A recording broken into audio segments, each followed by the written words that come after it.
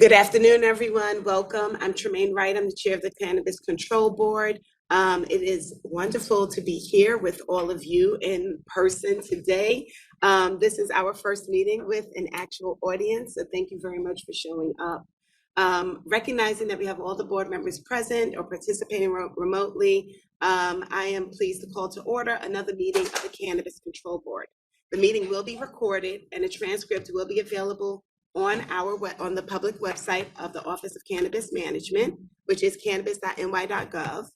And additionally, information on the Cannabis Control Board meetings is available on that site. As we get started today, I'd like to adopt today's agenda with amendments. Today we are going to, the agendas have been presented in front of all the board members. We would like to make some changes from the agenda that had been circulated. Today, we would like to remove the resolutions that were proposed for Etain, Vireo Health, and Icana's LLC's change of ownership. So moving forward, the agenda will read that the only change of control resolutions which we will be handling today are for the organization Sativa Medical LLC and Farcama of New York LLC. All other items remain the same on the agenda. May I have a motion to approve and adopt the agenda as amended? Make that motion. Second. All in favor? Aye. Aye. Aye. Thank you. Additionally, today's agenda is going to have some opening remarks, a review of our of our minutes from our previous control board meeting, consideration of conditional adult use cultivator licenses as well as processor licenses, consideration of our home grow regulations and our cannabinoid hemp regulations, as well as a candidate for first deputy general counsel for the Office of Cannabis Management, a reaffirmation of resolution 2022-29 for a limited partnership agreement for the Social Equity Fund, and a report from our executive director, Chris Alexander, and thereafter we'll adjourn.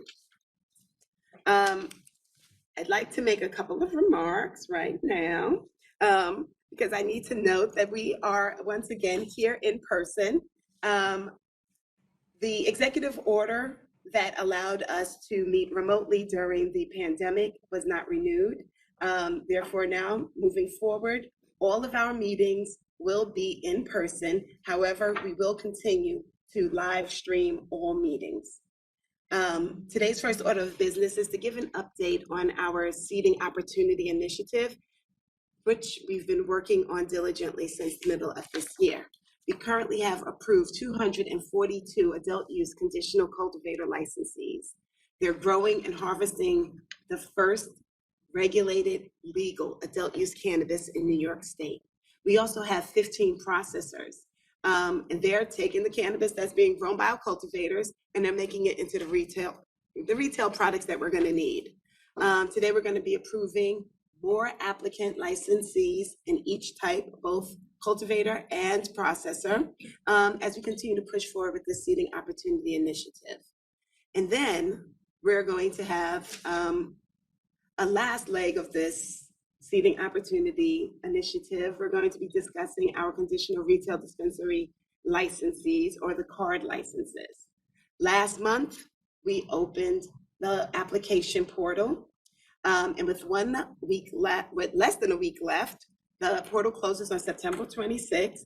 The application portal is going to close, and then our office will begin to review applications, and they plan to begin issuing the card licenses before the end of this year. This is a monumental feat, and it could not have been possible without the many community advocates and partners who worked to share this wonderful opportunity with all of New York. I really do just want to say thank you to all of your hard work, and especially to our staff here at the OCM who've been working diligently to bring this to fruition. Additionally, today we're going to be considering the medical home grow regulations, which I know are eagerly anticipated. The amendments to the cannabinoid hemp program, both of which underwent significant public comment periods, And I speak for all of the board when we want to say thank you again for our public comments that we received from all of the public, to our staff here at OCM who researched and made sure that we were really putting forward well-researched, thoughtful regulations. Everyone's participation really did make a difference. And we are really looking forward as a board. We're looking forward to what's to come as we continue to build out the regulatory scheme for New York State.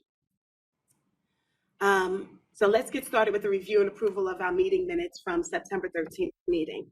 May I please have a motion to consider and approve the September 13th, 2022 board meeting minutes? So moved. Second? Thank you. Are there any discussion or comments from any board members? No. Hearing none, I'll call for a vote. All in favor? Aye. Aye. Aye. Thank you. And the motion to approve the September 13th board minutes carries. Now we're going to move on to, we are about to move on to our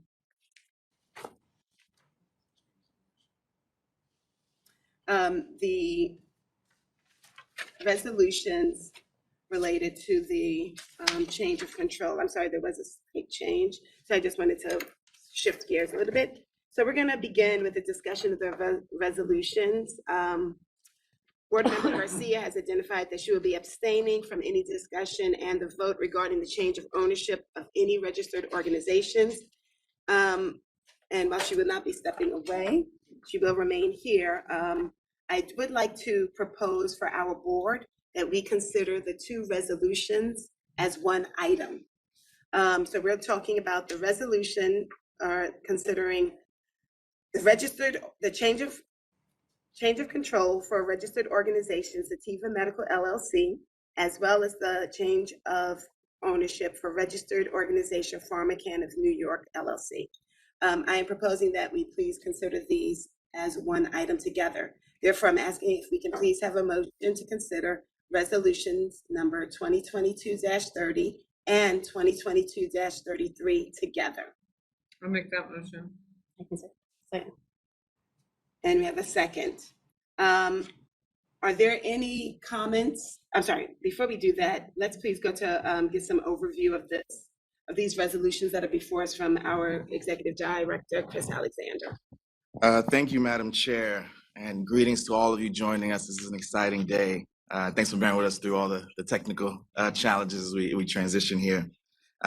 Before I begin, we did have 5 transactions in front of the board that we plan to bring in front of the board today, but due to some attendance challenges and abstentions, we have decided to move forward with the 2, and we'll bring those 3 additional transactions back in front of the board at the subsequent board meeting.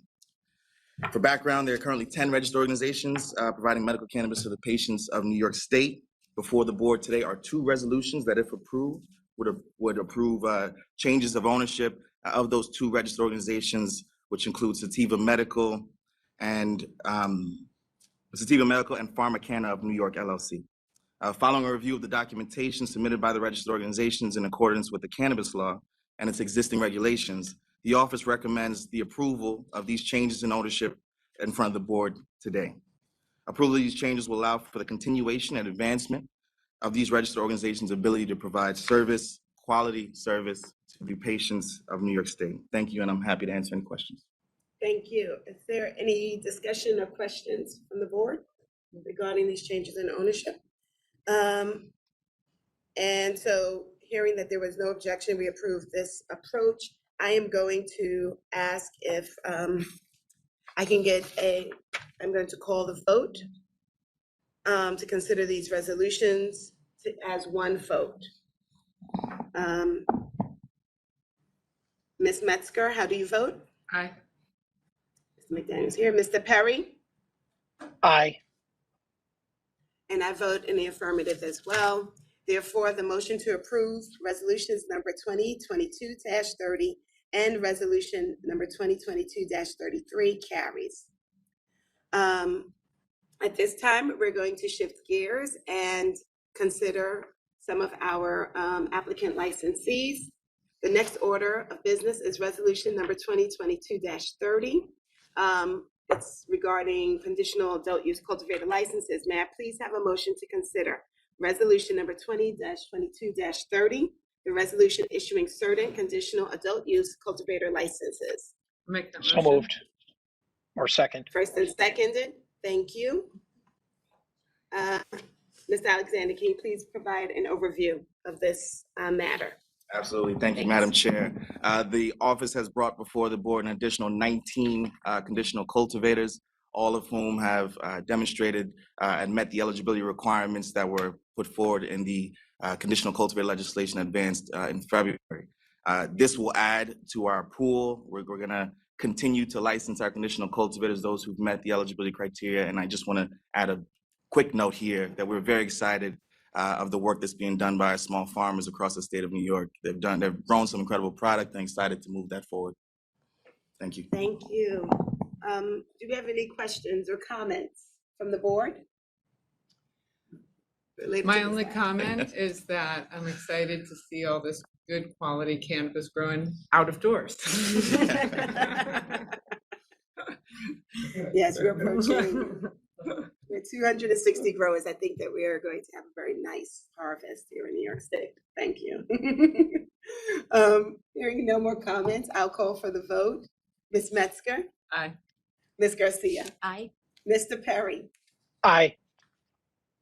and I vote in the affirmative as well. Therefore, the motion to approve resolution number 2022-30, a resolution issuing certain conditional adult use cultivator licensees carries. And I think it was on the screen a couple minutes before, but if you follow on the screens, you'll be able to see all of the licensees applicants that are before us and that are being approved in the attached resolutions. And now we're going to move forward with the next order of business, which is resolution to consider certain adult use conditional processors. May I have a motion to consider resolution number 2022-31, a resolution issuing certain adult use conditional processor licenses? So moved. In a second. Second. Thank you. And here again, I'd like to ask our executive director if you can please provide a brief overview of these processor licensees. Sure thing, Madam Chair. So as you highlighted in your opening comments, this is forwarding the Seeding Opportunity Initiative announced by the governor earlier this year. Excited to bring the next step in the supply chain to life by licensing an additional 10 conditional processors who are going to turn that quality cannabis into some quality cannabis products. So without further comment, if the board has any questions, I'm pleased to answer. Are there any additional questions or comments related to this? Hearing none, I'll call the vote. Ms. Metzger, Aye. Ms. Garcia, Aye. Mr. Perry, Aye. and I vote in affirmative as well. The motion to approve resolution number 2022-31, a resolution issuing certain adult use conditional processor licenses carries. And now before us, we are about to move forward to our medical home grow regulations. This is the consideration of the regulations to file and to make them effective. May I please have a motion to consider resolution number 2022-32, a resolution to permit the Office of Cannabis Management to adopt revised regulations for the home cultivation of medical cannabis. Make that motion. I'll second. So first and a second. May I please ask Nicole Quackenbush, our Director of Health and Safety, to provide a brief overview of these regulations. Thank you, Madam Chair, and good afternoon, everyone. Today is a very exciting day for the medical cannabis program, as we've been working to make medical cannabis more accessible and affordable for New Yorkers across the state. As you know, in April, the board directed us to file revisions to the proposed medical home cultivation regulations. The 45-day public comment period ended on July 25th. Thank you again to the public for submitting comments. The office reviewed the comments received, and today we are recommending that the regulations be filed with the Department of State for adoption. When these regulations go into effect, certified patients and designated caregivers over the age of 21 will be able to grow up to 3 mature and 3 immature cannabis plants at one time. Some additional key points that certified patients and designated caregivers should be aware of. A certified patient may only have 1 designated caregiver grow on their behalf. A designated caregiver can grow medical cannabis for up to 4 certified patients. However, they cannot grow more than 12 plants, which would include 6 mature and 6 immature plants in total at any one time if growing for multiple certified patients. Patients and caregivers should reach out to dispensaries prior to visiting to confirm availability of the seeds or immature plants for sale for home cultivation. I also encourage patients and caregivers who are interested in medical home cultivation to visit our Office of Cannabis Management website, where we have published some frequently asked questions, and there will also be a home cultivation guide available, which also includes some important points to keep patients and caregivers safe and in compliance with the regulations if they choose to home cultivate. If approved by the board today, the regulations would become effective on October 5th, which is the first date in which they would be published in the New York State Register. One last thing, I'd like to take a moment to thank my colleagues at the Office of Cannabis Management for their hard work and collaboration on these regulations, as well as the supporting educational materials. Again, this is an exciting milestone for our medical cannabis program. Thank you, and I'm very happy to answer any questions that you may have. Thank you, Nicole. Are there any questions, comments, concerns from the board?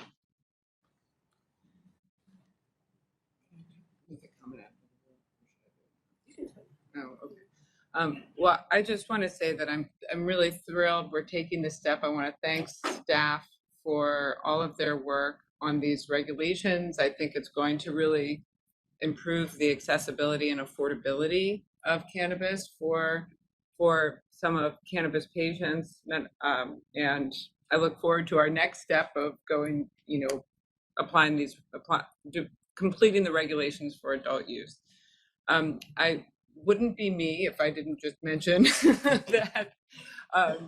So guidance will be coming out from the office, to help people that are growing at home, and to just consider really trying to take the most energy efficient approach when you're investing in that equipment up front, because it can have a huge impact on your electricity bills, and of course it's better for the environment if you do that as well. So, and if you can grow outdoors, all the better, but that's not an option for everyone. So, but anyway, I'm very excited we're taking this step, and again, thanks staff for their work on this.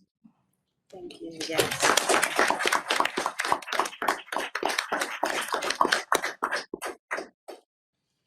So are there any additional comments? So without further ado, I'll call the vote. Ms. Metzger. Aye. Ms. Garcia. Aye. Mr. Perry. Aye. And I vote in affirmative as well. The motion to approve resolution number 2022-32, resolution to adopt the medical cannabis home grow regulations carries. Cute.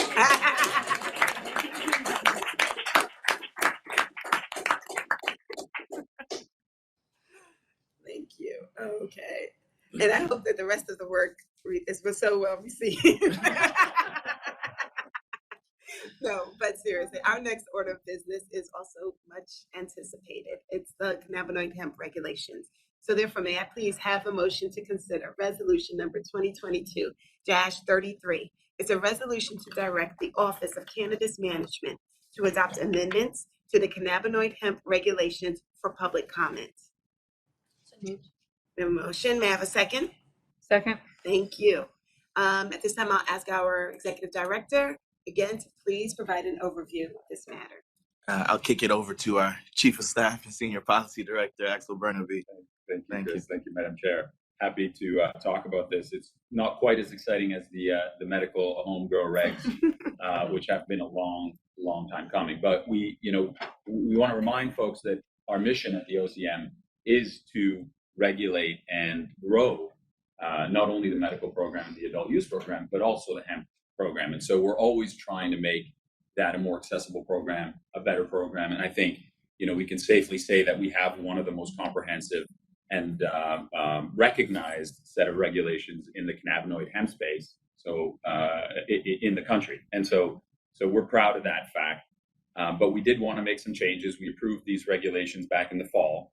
And then since then, we added some amendments that have gone through public comment. So thank you for folks for commenting on those. And some of the most important ones I just want to cover again, and they were courtesy of Board Member Jen Metzger, who is always focused on making sure that small farmers have access and have the least burdensome way of getting their products to market. So some of the most significant changes that we're making here, and if the board approves them, which will we be adopting on the October 5th register, is to create a new license type under the hemp program, which is cannabinoid hemp processors, which would mean that if you're a small farmer and you're growing less than 1,000 pounds of dried flower, and you want to sell flower product either directly to the consumer or to another retailer, then you will be able to do so without getting a separate processor license, which can be a little bit more expensive and has some good manufacturing practice requirements and stuff. So that I think is a huge step, and we want to thank the board on that. Again, you would be selling just flower, so this isn't for edibles or any other processed goods, because then you start to get into some more GMP-like requirements. The second thing we would do is define craft, and which is a term that gets used loosely, but we want to make it again available to folks that are growing less than 1,000 pounds, which is still a fair amount, and that are hand drying and hand curing and hand packaging their flower products, so their pre-rolls or others in the hemp space, and they would be able to use craft. And we'd hope that they would similarly grow outdoors, grow in sustainable manners, and that they could get some shelf space and get recognized at retail and be able to sort of push their products through. So we're very excited about that. A few other changes that we've made that are more technical in nature, but respond to the products that we've seen at retail. We are increasing the total cannabinoid content of products from 75 milligrams to 100 milligrams, because that seems to be more in line with how people are consuming these products. We're removing the requirement that the products be shelf stable. So that's a holdover from the food industry that doesn't seem to be as necessary here in the cannabinoid space. And also recognizing that not all countries and not all states have the same standards that New York has. We are requiring folks that are making product or importing hemp from out of state to tell us where it's coming from, and if it's out of country, to tell us what country it's coming from. We're less concerned about our sister states that often have very reputable hemp programs, but we have seen some product coming in from out of other countries where heavy metals and some pesticides seem to be a problem. So we're just asking folks to identify those, and we do have a requirement under the cannabinoid regs that we do make sure that every product that's coming in from out of state meets the New York standards. And so we will be further working on that. And so that's it. If this gets approved, like I said, on the 5th, October 5th, it'll be final. And also, we'd like to telegraph that we will be making further amendments. We'll adopt these, but then we'll probably republish with other amendments in the spirit of always improving and ever upwards in Excelsior Cannabis. And so we will be making some changes conforming the licensing process, including from the board perspective, on approving licenses in the hemp space so that it conforms with adult use and medical. So here to answer any questions, but really glad for your guidance and your approval of these regulations. Thank you. Thank you. Are there any questions or comments from the board? I would just say that was a great summary, Axel. And the craft labeling, we want to make sure that it is actually craft, and that's the point of this regulation. And it will really help those small producers, those artisanal producers, and really the requirement of state of origin, country of origin is really important for consumers so they can make informed decisions about their products. So great job to everyone on these regs, and excited to see them through. Thank you, everyone. I do want to say thank you. This is a space where a lot of our folks who are not going to make huge monetary investments into the space, into cannabis, are finding their lane. And this was one of the things that I think a lot of the people who are crafting and developing the idea of how the MRTA would look and or operate were envisioning, that we would be creating spaces that allow people with less economic means to enter into this space and to have a space, an opportunity to really create businesses that will be able to pivot even once we're federal, and they know exactly how they're going to continue to be a part of the New York State cannabis industry. So thank you everyone for that work. If there are no more questions or comments, I'm gonna call the vote. Ms. Metzger, Aye. Ms. Garcia, Aye. Mr. Perry, Aye. and I vote in affirmative as well. So the motion to approve resolution number 2022-23, resolution to adopt the cannabinoid hemp regulations carries. Yes. We can clap for that. We said this has been long awaited. And we're really giving folks who want to be a part of New York's industry the tools necessary so that they can define their businesses and really push things forward. The next item before us, I believe, is going to be our, I might be a little bit out of order, so please forgive me. First Deputy General Counsel. So the next item on our agenda is for consideration is the Executive Director's recommendation for the First Deputy General Counsel. Without further ado, may I please have a motion to consider resolution number 2022-39, a resolution to approve the appointment of the First Deputy Counsel. So So moved. moved. So we have a first and a second. Thank you from our governance team. Is there, I'm going to ask, are there any questions, comments related to this resolution to approve the recommendation after we vote? No? Okay. Therefore, I'm going to call for a vote. Ms. Metzger, Aye. Ms. Garcia, Aye. Mr. Perry, Aye. and I vote in affirmative as well. The motion to approve resolution number 2022-39, a resolution to approve the appointment of the First Deputy Counsel carries. This time, I'd like to ask our Executive Director, Chris Alexander, to come forward and to share some remarks regarding this resolution and his recommendation. Thank you, Madam Chair. We have been moving very fast here at OCM, and I could not be more proud of the work that's been done. But the only thing I'm more proud of is the team that we've built here. Patricia, who's with us today right here,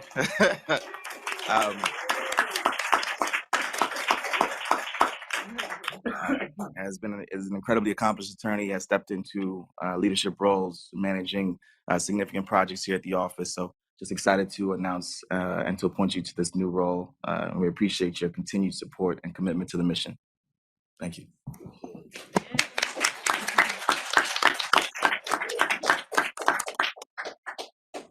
Thank you, Chris, and congratulations, Patricia. We're excited to have you in your new role. And finally, we're on to the last resolution that's on our agenda for today, and it's the reaffirmation of resolution 2022-29. And it was a resolution to approve a limited partnership agreement between the Dormitory Authority of the State of New York and Social Equity Impact Ventures GP1 LLC, or General Partnership 1 LLC. As many of you might recall, we approved this resolution at our last board meeting, but the executive order, which allowed for remote open meetings, had expired the day before. And so to avoid any complications, we would like to vote to reaffirm this resolution now.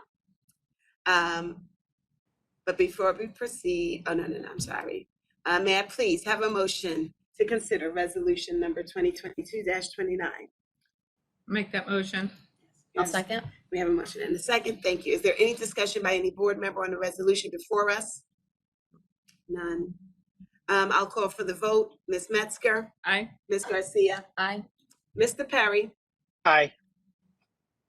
and I vote in the affirmative as well. The vote to approve resolution number 2022-29, a resolution to approve the limited partnership agreement between the Dormitory Authority of the State of New York and Social Equity Impact Ventures General Partnership 1 LLC carries. And at this time now we'll turn and I'll ask our Executive Director if he'll please come forward with his executive report. Thank you, Madam Chair. As I've been highlighting for the last several months, we've been running around the state, our external team in particular, making sure to elevate attention and awareness on the card application process. At this point in time, we've hit almost everywhere, almost every corner of the state. We have a couple more events, or I think one more event coming up on Thursday in Plattsburgh. I'm so excited of the energy around this program and around this opportunity, and really the work that's been done by the team to ensure that this is not, again, one of those government programs that folks miss out on because they did not know. So we're really excited about the feedback that we've received, the engagement with the public on this opportunity, and we're going to continue to do that. And this is a model as well for future opportunities that we roll out, that commitment to engagement that we will carry over. The card application window, as a reminder to everybody, does close on September 26th. The chair said earlier, we're urging folks who have started applications, who've thought about applying, who meet the eligibility criteria, to finish up and get your application. And it's a huge opportunity. We don't want you to miss it. I do want to kind of highlight one item that was raised as we've gone through our work of bringing the cannabis law to life. That is, piercing through what ownership restrictions look like. Particularly, we've recently published guidance for true parties of interest and what that means in our two-tier market structure. I'll turn it over to Axel Bernabe to share some more details in a moment. But additional resources like this that guide operators are going to continue to be published on our website. And so I'm encouraging folks to continue to go to cannabis.ny.gov, where they will see regularly updated guidance, updated FAQs that are responsive to the feedback that we're getting from the public. Anytime we do one of these engagements, we get a unique question raised at one of these sessions, we, as a team, craft a response and put it up on the site so that everybody can have access to it. That's a really important part of our work. So Axel, I'm going to take it over to you on the TPI discussion. Happy to talk about that a little bit, Chris, and with the board's indulgence. And I apologize in advance if this sounds a little, a little technical, but I think Chris and the board highlighted that we're moving into another phase on Monday. We're going to be closing the conditional adult use retail dispensaries. So now we have some cultivators, your early cultivators. We're going to have a little less than 300 when all is said and done. That's probably what we'll have. We currently have about 25 processors that are conditional, and now we're going to have 175 dispensaries. That's just the beginning. This is nothing relative to the number of licenses we're going to need to service the New York market. We wanted to start this way because in other states, it's been very difficult to get social equity in, small farmers in, and larger operators that were established and already had facilities were able to come in first. So that's really what we were looking to do. And I think once we have this supply chain, everybody's going to be able to come in and start growing that supply chain. So we think the opportunity really is before us. If you are a card applicant, as Chris said, though, you should be finalizing your application. It is a great opportunity. You know who it is that would qualify, but it's a narrower pool. And it, again, is for a very limited number of original licenses. And it's going to be on a rolling basis. So please don't worry about that. But now that we're entering that second stage, we have to start talking about what's unique about the cannabis law as it was passed under the MRTA. What's unique is that we passed a system of an economic architecture, which is a two-tier system. It's like the alcohol model. So nobody else in the state, other than in the country, other than Washington and Canadian provinces, have adopted this model. And it makes for some very peculiar ways of building businesses. So whether you're a card applicant or you're a conditional farmer or processors, you really have to be familiar with what's called the two-tier market model, and with what Chris said, which is the true party of interest analysis, which means there are going to be restrictions in parties' abilities to participate in both tiers of the market. So if you got your supply tier, which is going to have the cultivators, the processors, and the distributors, just like in alcohol, you have your alcohol suppliers, your vineyards, your liquor suppliers. And then you're going to have retail stores. And the retail stores are going to be like wine stores and liquor stores, mom and pop stores, mainly, small businesses, although we're allowing folks to have up to 3, that are going to be independent of that supply tier. So if you're starting a card license, or if you're a supplier or a brand, you have to be very careful not to cross that tier. and that's called undue influence. So you can't have a lender, for example, that's lending to both a card applicant and that's also lending to a supplier. Or you can't have somebody that takes stock ownership in both sides. You're going to have to pick a tier. You're going to have to work with one group, either the retailers or the suppliers.